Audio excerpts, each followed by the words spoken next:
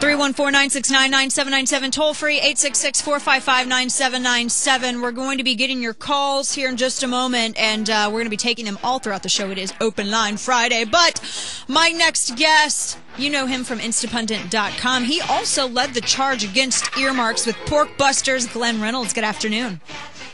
Hey, it's great to be here. It's great to talk to you. I miss being on your show. I know. Well, I miss having you because you're great. I'm so glad that you agreed to come on. I know that your schedule has gotten really crazy, your teaching schedule and that. But this situation that we're seeing coming to a showdown next week between Mitch McConnell's faction and Jim DeMint's faction, and there's a lot of stuff going around. Just a backstory for some of the folks. Mitch McConnell is essentially throwing down the hammer here with Jim DeMint, Jim DeMint does not want earmarks. He says that Republicans need to voluntarily put a freeze on any earmark spending. Mitch McConnell, he says no, he doesn't agree with that. And his argument is that, well, this is going to cede power, and you're going to give all the White House the control of this when constitutionally this is vested into Congress. And I just think he's framing this wrong. Glenn, what do you make of all of this? What McConnell is saying is, we have a technical term in the constitutional law world. It's a load of crap. Let me be very clear. The Congress says no money shall be spent from the Treasury except as authorized by appropriations from Congress. Mm-hmm. They are saying that if you don't have earmarks, that will be giving discretion to Obama. That's where the load of crap part comes in.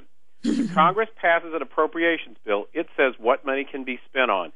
If that appropriations bill gives discretion to Obama, then he gets to decide how to spend it. If it doesn't, then he doesn't. It has nothing to do with earmarks.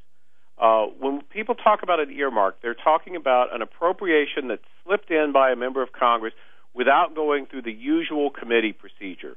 It's supposed to be approved both by the committee that has substantive oversight. They call that the authorizing committee, which decides if it's just worth doing or not. And then it's supposed to also be approved separately by the Appropriations Committee, which is supposed to decide that, well, maybe it's worth doing, but do we have enough money to pay for it? Something that's gone through both of those processes, even if some member wants it for their district, is at least presumably something that everybody's had a chance to weigh in on and decide if it's worth spending money on. An earmark is where instead it gets slipped into a big omnibus bill or something at the last minute and nobody really knows about it. Right. That's what we're talking about here, and I don't see how that's at all defensible. And the other thing I'll say is this. People keep saying there's not a lot of money in earmarks. Right. Well, that's the other exactly argument. right. But if I went to a member of Congress and gave them $50,000 to pass a bill that gave me $5 billion, would it be a defense for you to say, well, $50,000 isn't that much money? Earmarks are bribes. They are the gateway drug to corruption and overspending because the way you get the votes for these big 2,400-page bills that nobody reads is by slipping in earmarks to pay off members to vote for them. Right. I cannot believe that, considering what happened on November 2nd, that Mitch McConnell could even try to defend this. I mean, is this just a battle against the establishment? Mitch McConnell is a very traditional establishment politician. And from the standpoint of a traditional establishment politician who is trying to build coalitions and, get stuff passed, he sees it as taking away a tool he can use to buy votes to get his stuff passed. And he doesn't want to give that tool up. And I can understand that at one level.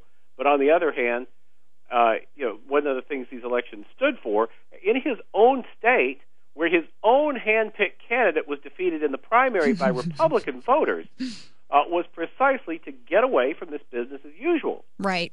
So That's what got us into this mess. Exactly. And I cannot believe that they're trying to wage war against people who want to stop this. And the other thing that I keep hearing too as well is that some of the people who are kind of supporting McConnell are saying, well, he's just framing this wrong. He needs to just go ahead and tell Democrats that they have to do it too, and then it'll be okay. I have to say, behind the scenes, I've talked to some Tea Party people from other states who have said that their senators have been in touch with them, basically wanting guidance on this stuff, and right. Being told this is really important to us. You're going to have to vote on it. And although they're not very happy about it, they realize that if they don't support the earmark moratorium, they're screwed. And I think they should. I think that people should be putting pressure on their legislators to uphold it. The arguments that they're coming out with in support of earmarks are so transparently lame that it's clear that they really just want, to keep business as usual. And one way to understand a whole lot of stuff that's going to be going on over the next couple of months, and we've already seen it with the Deficit Commission report too, is the political class is now putting in its opening bids. And they're trying to see how much they can get away with. Mm-hmm.